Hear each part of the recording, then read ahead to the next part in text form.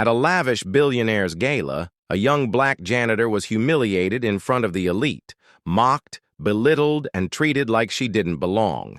But what they didn't know was that she wasn't just any janitor. She had the power to destroy their world. As the laughter echoed around her, she quietly reached for her phone, poised to make a decision that would change everything. Would she let their cruelty slide? Or would she show them the consequences of underestimating her? Keep watching to find out how this moment led to the cancellation of a billion-dollar deal. Lena had always been invisible in the eyes of the rich. As a janitor at the prestigious Westbury Hotel, she worked tirelessly behind the scenes, cleaning up after the city's elite.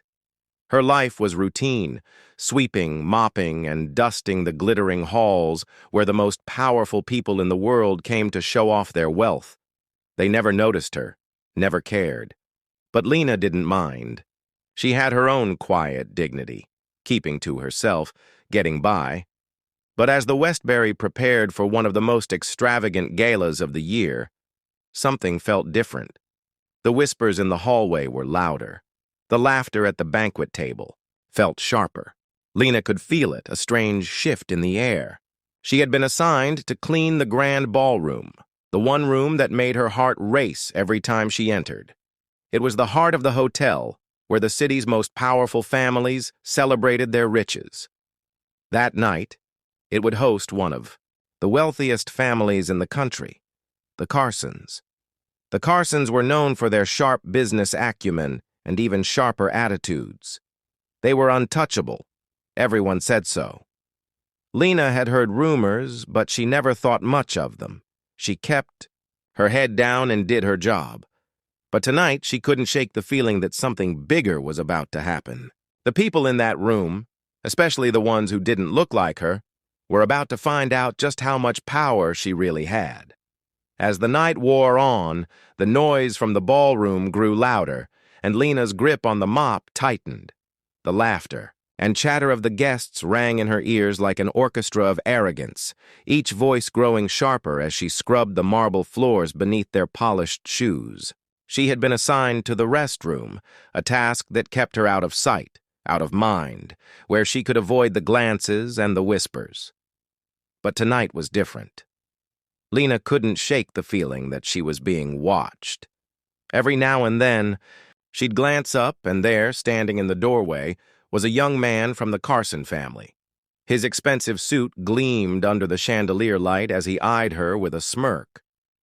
His gaze lingered too long, and Lena felt a cold chill run down her spine. "Hey, you missed a spot," he said, his voice dripping with mockery. Lena didn't look up, pretending to focus on her work, but the words stung. He wasn't the only one. One by one, more of them passed through the bathroom, making snide remarks, laughing as if she was nothing more than a piece of furniture they could move around for their amusement. But it was when Mrs. Carson, the matriarch of the family, walked in that things took a turn. Dressed in a glimmering silver gown, her hair perfectly coiffed, she barely looked at Lena as she adjusted her dress in front of the mirror. Then, without any warning, Mrs. Carson turned to the young man who had first spoken to Lena. "Can you believe these people?" Mrs. Carson's voice was loud, and her words cut through the air like knives. "They're not even worth the floor they walk on. It's so amusing how they think they belong in places like this." She laughed, a cold, cruel sound, and Lena's chest tightened. Lena had heard it all before. The whispers, the assumptions, the way they spoke as though she wasn't even in the room. But this time, it was different. She wasn't just invisible. She was being dehumanized. Mrs. Carson's words felt like a slap in the face, each syllable punctuated by the laughter of her guests in the hallway. But something inside Lena snapped. She dropped her mop, the sound of it hitting the floor reverberating through the room like a gunshot. Mrs. Carson didn't seem to notice at first, but the young man did. He looked back at Lena with an amused grin, expecting her to slink away, to apologize, to do what everyone in the hotel had done before. But not this time. Lena walked toward the door, her heart racing as the voices from the hallway grew louder. She was no longer going to let herself be invisible. The walls of the hotel felt smaller now, suffocating, as though she was trapped in a cage built by their arrogance. And just as she reached for the handle, she saw a phone flash in the corner of her eye. It was one of the guests, recording. The anger that had been simmering inside her boiled over. Without thinking, she turned and locked eyes with the young man, then with Mrs. Carson, whose smile had faltered as she realized what Lena was about to do. Do I walk away, pretend nothing happened, like I always have, or do I fight back? Lena didn't. Wait for an answer. In that moment, everything felt like it was happening in slow motion. Her hand hovered over her phone, and she made a decision that would change everything. The tension was palpable. She could feel it in her bones. And with one swift movement, Lena pressed send, sharing a message that had the potential to rip apart the image of the Carson family. But she wasn't done. Not yet. As the door to the ballroom swung open, Lena caught sight of a man in a tuxedo. Someone she'd seen speaking with Mrs. Carson earlier. He wasn't just a guest.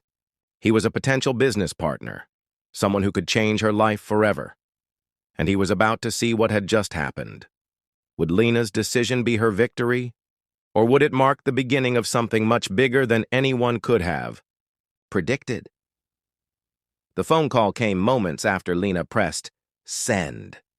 Her heart hammered in her chest as she stared at the screen, the message flashing back at her. The world felt still, like time had stopped. For the first time, Lena wasn't just a bystander in her own life. She was the one pulling the strings, holding the power. But the relief didn't last. The ballroom doors flung open with a force that nearly shook the walls. Mrs. Carson stormed toward her, face red with rage, followed closely by the young man, who had been mocking her. His smug expression was gone, replaced by something darker, more menacing. Behind them, a group of guests gathered, watching the scene unfold with eager anticipation. "How dare you?" Mrs. Carson's voice was ice-cold, her eyes sharp as daggers. "You think you can ruin everything I've built with one click of a button?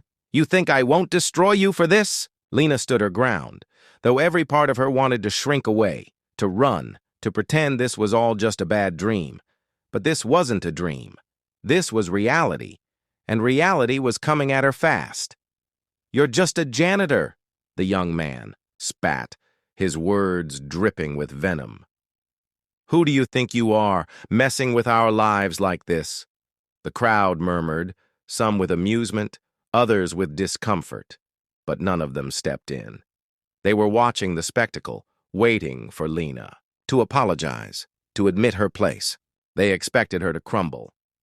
But Lena didn't. She raised her chin, her voice shaking but unwavering. "I know exactly who I am. You don't get to decide that for me anymore." In that moment, everything Lena had ever feared, her powerlessness, her invisibility, faded into nothing. The words she'd swallowed for years were finally coming out, raw and unfiltered. She wasn't just a janitor, she was a person, and she wasn't going to let anyone forget that. As Mrs. Carson advanced, her lips curled in a wicked smile. "You'll regret this. You've just cost your family."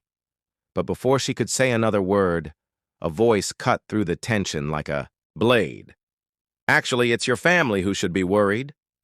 Lena turned to see the man in the tuxedo, the business partner she'd seen earlier. His cold gaze met hers, and for the first time all night, he wasn't looking at her as an invisible worker. He was looking at her as someone with power. The final blow was coming, and Lena had no idea